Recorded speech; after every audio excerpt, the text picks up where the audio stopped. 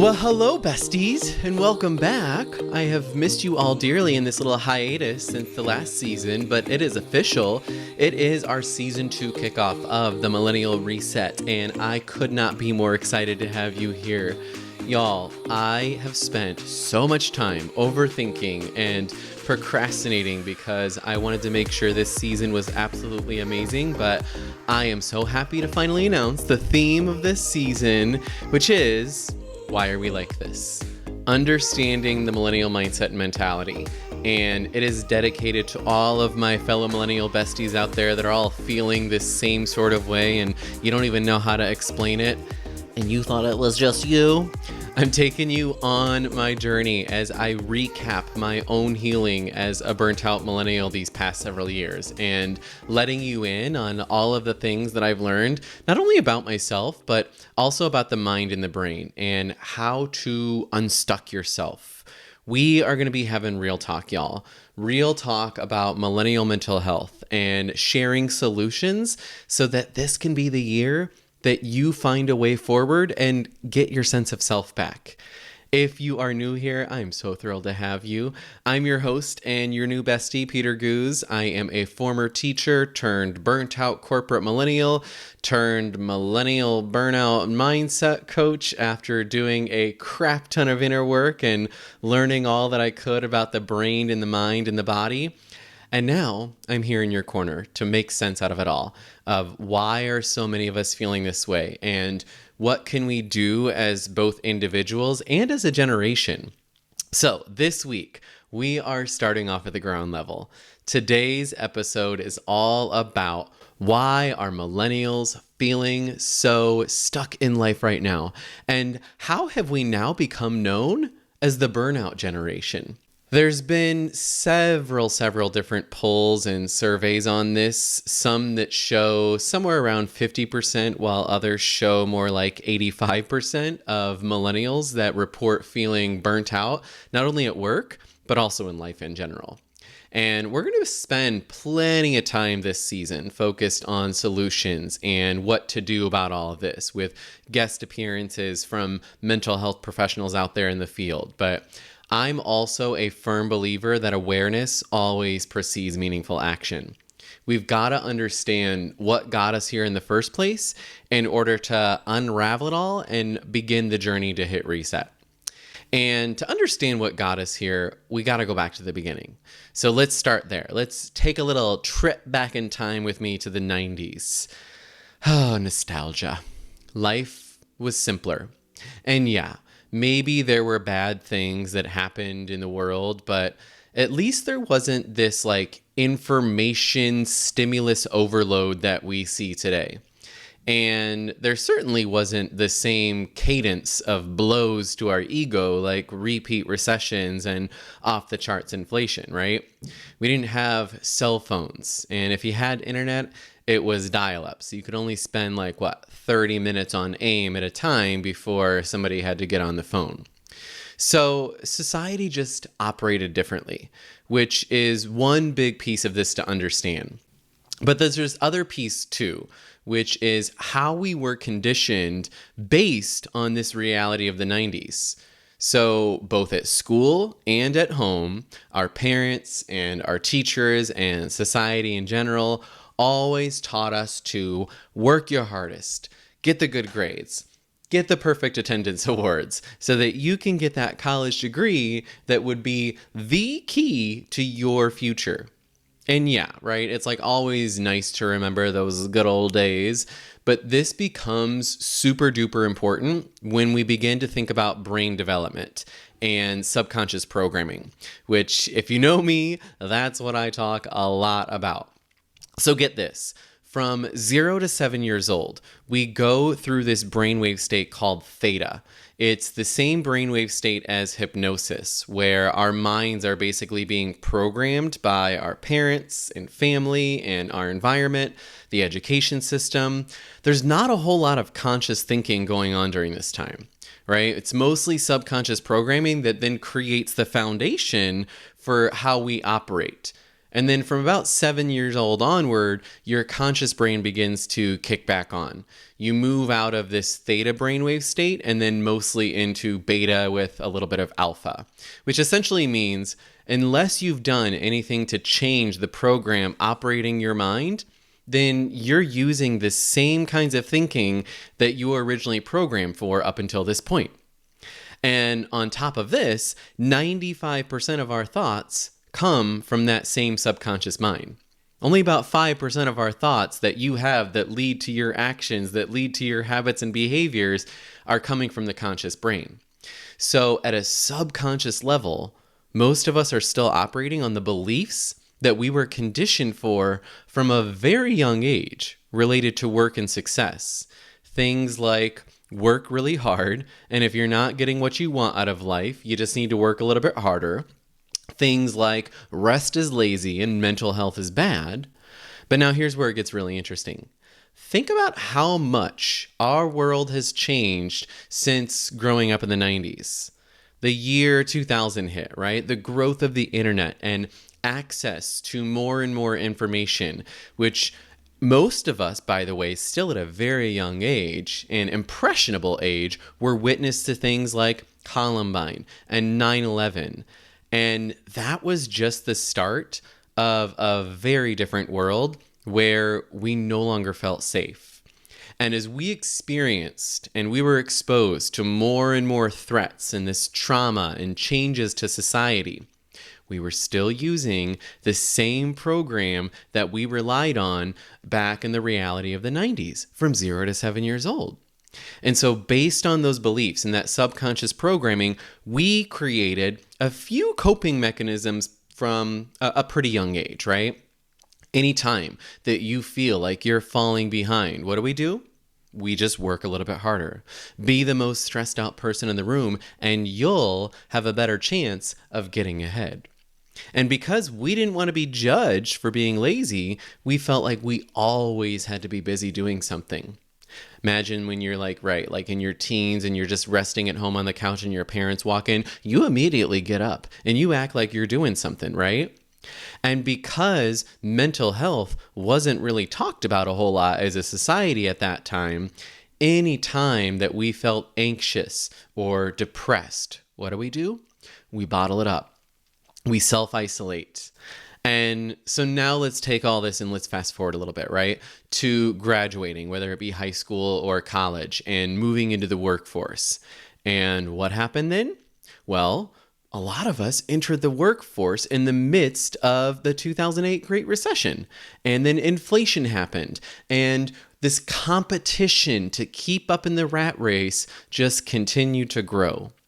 And as a result of all of this, we continue to seek out evidence to confirm those beliefs that we held on so tight to.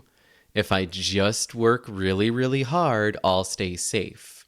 And if I just make myself available, and if I'm always on, and if I always say yes, I stay safer.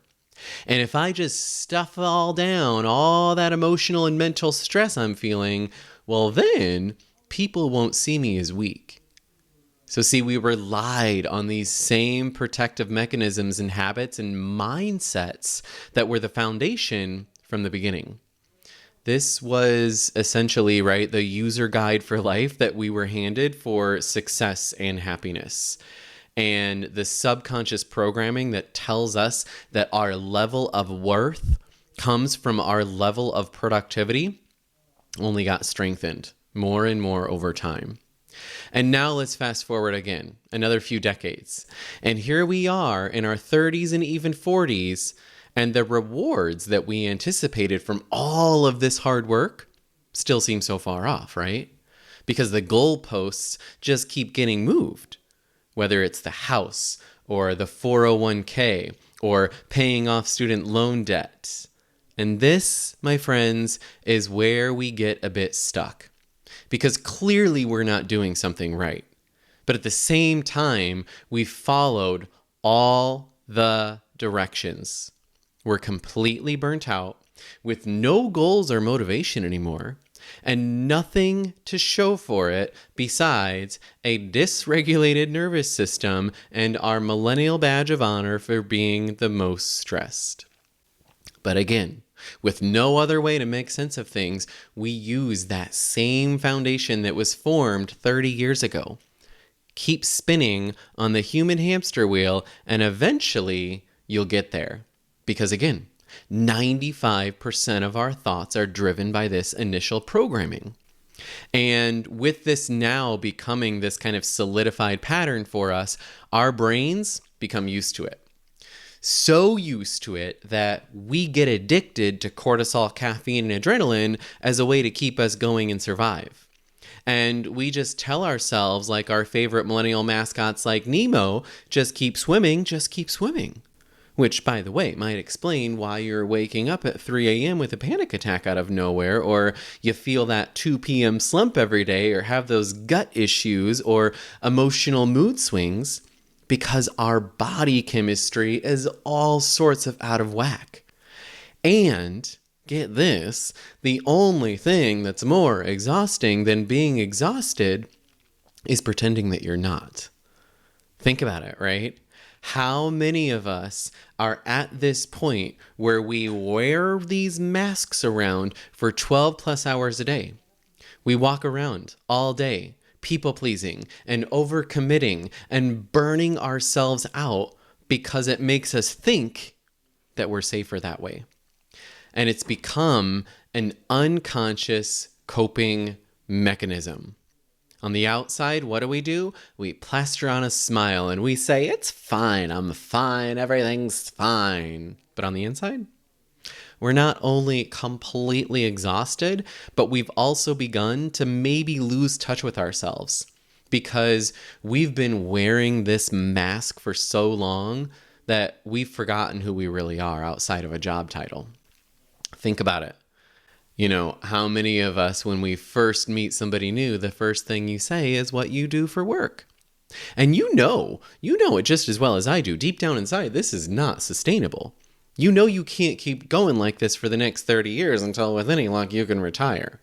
But for most of us, by this point in time, we've moved from fight or flight into freeze, where we consciously want drastic change, but we're too exhausted and we don't have the mental capacity to think our way out of it. So instead, we've created more self-protective mechanisms like dissociation and self-isolation, where the stress and the anxiety becomes so much to deal with that we just shove it down to deal with it at a later time. And we continue doom scrolling on social media to give ourselves those quick hits of dopamine that we all know and love just to get by, right? And before we go any further, let's just name the big elephant in the room, okay? Yes, late stage capitalism sucks, and inflation sucks. And all of these things are the rock splashes that everyone's experiencing. And they say that stress moves through the body physiologically within 90 seconds. And anything longer than that is caused by our thoughts that create the ripple effects. And so the difference for us is that our mindset of beliefs and values is exacerbating the effects of everyday stress, causing these lasting ripple effects where we ruminate on everything that didn't go according to plan from our past, guilting and shaming ourselves because we think it's our fault, while simultaneously creating these future worst case scenario predictions and expending massive amounts of energy thinking about it over and over again. And so we kind of backed ourselves into this corner, right? Where we succumb to the idea that, oh, well, this is just the way that life is. And the very thing that we're trying to create less of is what we're subconsciously addicted to as a way to prove our enoughness and stay safe. And here you are listening to this, and you're probably thinking, oh my goodness, I thought it was just me. But because we're too afraid to have the conversation out loud and seek support for fear of being labeled entitled and whiny and lazy snowflakes, But here's on the flip side though, right? This is also what I see as the beginning of shifting those same subconscious beliefs and the programs that go all the way back to 7 years old that are no longer working in our favor. Because we're finally taking responsibility for our mental health after allowing ourselves to buy into this antiquated narrative that mental health is bad for so many years, right? Ever since we were children. And finally giving ourselves the opportunity to simply rest and put ourselves first. Now be careful here, because some might call it quiet quitting. That's just society's way to get you to fall back in line with the status quo. But this is the same exact gaslighting that has caused us to not be able to set boundaries before. And this is the type of awareness and recognition that I think is starting to happen. And to no fault of your own, right? You have been conditioned to maybe, just maybe, work towards a goal that's based on societal expectations instead of your own free will and intention. And here's the harsh truth, besties. I'm just gonna say it. We initially got to this point because, in simple terms, we got a little bit screwed over by life. And as much as I wish I could just wave my magic wand and make life a little bit easier for all of us, the bottom line is there's a lot that's outside of our immediate control. Yes, vote. Yes, get involved in local policy decisions. But our mindset is the one thing that's keeping us from healing and getting unstuck. And it also happens to be the one thing that we do have 100% control over. And let me just reiterate and say it louder for the people in the back, right? To no fault of your own, we were conditioned for this lifestyle. But at the same time, our brain is the one thing that we have control over in a very chaotic world. And they do not tell you this in the user guide for life, but I'm going to let you in on a little secret here. Society conditions you to keep you safe, not happy. It is your job to keep you happy. It is your job to keep you healthy. Society has gotten so used to taking advantage of us, but now we're getting to a turning point where we refuse to keep this belief system going when it does not have a return on investment. And this is where change really begins to happen. Not with tearing down capitalism or quitting our jobs all at once or protesting in the streets. This type of change starts with a change in the societal belief systems that create all the structures for our lives today. And maybe that's what our real legacy is as a generation. The ones that took on the monumental task of breaking generational cycles and trauma. And refusing to allow the system that cheated us to continue to go on for the next generation. So that is what this season is all about. This season is about taking care of you again. It's about taking back the you that got kidnapped by society and hustle culture. To reevaluate your values and your beliefs and your goals, and to start living a life that's true to you. The you before everybody else got their hands on you. To redefine what success and happiness really means to you. And to start giving yourself the kind of self-compassion that your inner child deserves. And to start healing by becoming the new parent and programmer of your brain. And to create our own sense of peace and safety from the inside out, because nobody and nothing is coming to the rescue. So it's up to you and to me and to us to decide, what does this new user guide look like for us? So get ready to join the journey. Share out far and wide with all of your millennial besties. Be sure to follow wherever you listen to your podcasts. And I will see you on the next episode of the Millennial Reset. By the way, besties, if you are looking for a bit more support in your journey to rewire and reparent, be sure to check out www.themillennialreset.com, where you can learn more about my signature 30-day program, the Millennial Mindset Makeover.